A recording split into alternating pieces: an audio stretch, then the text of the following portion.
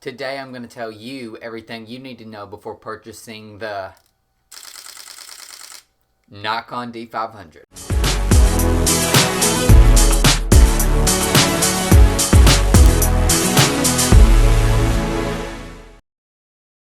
What is going on, everyone? It's Rylan with Rylan's Amazing Photography, and today I want to talk a little bit about the Nikon D500. I'm going to cover everything that you need to know about the camera before buying it. It is currently 2021. If you are curious as to if the Nikon D500 is still worth purchasing in 2021, you can click right here. It's really just a matter of opinion. In my opinion, it's still worth purchasing. I'm going to go ahead and tell you that before we get into the video. A lot of what we're going to talk about in today's video is specs, but I'm also going to cover what kinds of uses and what kinds of photography, the different niches that the camera is good for, because you don't want to buy a camera for portrait photography that's intended for wildlife photography. So I'll talk a little bit about that as well throughout the video. So I want to start off this video by what is the intended purpose of the Nikon D500. Cameras have different purposes. If I had to guess what Nikon had in mind when they made the D500, I would say it's primarily wildlife photography. If it's not wildlife photography, it would be sports photography. The two of those are actually really similar though, so it's probably a combination of both. It's got the same focusing system as the Nikon D5, and the D5 has one of the greatest DSLR focus systems that there is. Still today, it can compete with some mirrorless cameras. Obviously, mirrorless cameras have their own benefits with their focusing systems, and it pretty much does all the work for you. But in terms of DSLRs, the D500 is equipped with one of the best focusing systems that exists. Now, you're probably wondering, why do I say that this camera is primarily for wildlife and sports? Well, this right here is a big part of that. That is what you call 10 frames per second. What that means is in every second, the Nikon D500 can take 10 pictures. So let's do a count. 1, 2, 3. That was 3 seconds of your time. In that 3 seconds, this camera could have taken 30 pictures. That is in the continuous high mode. Now that is exceptionally important for fast-moving wildlife if you're taking pictures of a bird in flight. It's also very important for sports photography if someone's running at the camera or if someone's like shooting a basketball. It's exceptionally important for both of those things because you want to get the best pose that the subject's going to have. And in order to ensure that you're going to get every pose that the subject has and pick from the best, you're going to want that high frame rate. So, yeah, that is why I say that the D500 is mainly intended for sports and wildlife photographers. Now, I am not saying that the D500 is limited to sports and wildlife photographers. I'm going to step out of the way. As you can see back here, those photos are landscape photography images, and every single one of them was taken with the D500. The D500 is just an all-around exceptional camera in my opinion. I've also used it for portrait photography. I've taken a lot of really good portraits with the D500. It's my primary camera. I use it for pretty much everything, and it's really well equipped for use of pretty much any kind of photography. It's a very good camera. It's very versatile. It's great to travel with. It's not too heavy, but it's, you know, got a nice grip. It feels good in your hands.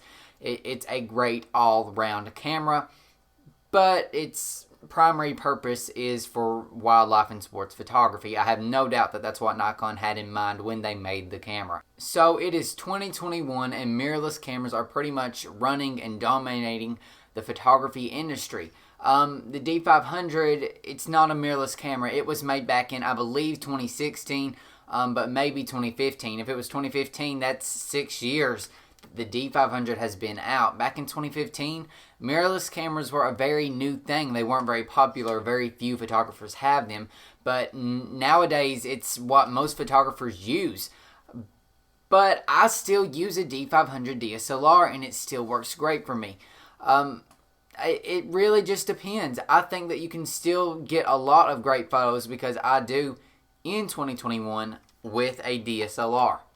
Obviously, there are a lot of advantages to using a mirrorless camera, but you need to know that it's a DSLR before purchasing a D500. I don't want anyone that's watching this video to have the impression that this is a mirrorless camera and then go and purchasing it. So before purchasing it, it's very important to do your research, that you know the difference in a DSLR and a mirrorless camera and which one is going to fit the uses and the purposes that you intend on using the camera for. So there's a lot of other things that this camera offers. I want to talk a little bit about specs for a few moments, because the first thing I do before ever buying a camera or considering buying a camera is checking out the specs.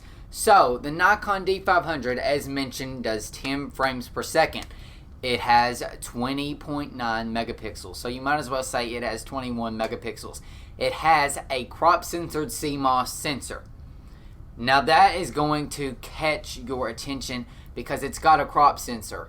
Most professional grade cameras have full frame sensors. However, the D500 is still a professional grade camera, but it has a cropped sensor. Now, I don't know why Nikon did this, but if I had to guess, it would be because having a crop sensor makes the camera cheaper to the consumers. It's cheaper to manufacture, it's cheaper for people to buy. But you would never know that this would be a cheap camera because of how durable it is. I have went through a lot, and I mean a lot of difficult terrain, and a lot of I've shot in this camera in the snow, in the rain, in storms. I've shot on it at the beach where there's a bunch of sand and waves and salt, and that can really wear on a camera. But the D500 is an absolute beast, and it can withstand all of that. It's weather sealed. That's really important. You don't want to be out in the rain and then ruin an expensive camera. The camera comes at a price point of about $1,500. Now that is pretty expensive, but nowadays in 2021, if you're going to be buying a new camera, you're not going to find one much cheaper than $3,000. Like if you're looking for a high professional grade camera, it's probably going to cost you at least $2,500 if it's brand new. The D500 doesn't do that, and that's because it's a little bit of an older camera. Something else that might be important to some people is it does not have a it does not have a flip screen. It has a tilt screen. It tilts up and it tilts down. It does not come out and flip. It is a tilt screen. Now this has a variety of purposes. If you're shooting in a crowd and you want to hold the camera above your head, you tilt the screen down. If you want to get really low or you're squatting down, you can tilt the screen up and look down at it. If you're wanting to use this camera for filming yourself, this probably isn't the right camera to purchase for you because you're not going to be able to see yourself on the screen. And if I'm being honest, for the video aspect, it's not the greatest. It does do 4K, but the autofocus is pretty bad for video. The autofocus is exceptional for photography, but if you're going to be using this camera for video, I don't recommend it. But it's a great camera for photography, and that was the intended purpose for the camera, not videography. Something else that you're going to want to keep in mind is if you are if you're already a Nikon customer and you have another professional grade camera, this camera uses the ENEL15 battery. This is pretty much what Nikon uses for most of the professional grade DSLRs and mirrorless cameras. It's the same battery used for the Z6, for the Z7, and for the D850. Maybe the D5 and the D6, I'm not entirely sure on that. They actually have newer versions of this camera for the Z cameras. I think it's like an ENEL1C, but it is cross-compatible with the ENEL15. So if you've got other professional grade mirrorless or DSLR cameras, chances are that the batteries they take are probably going to work with the D500 as well. So I think I have pretty much covered everything that you need to know before purchasing the Nikon D500. This is pretty much just about specs.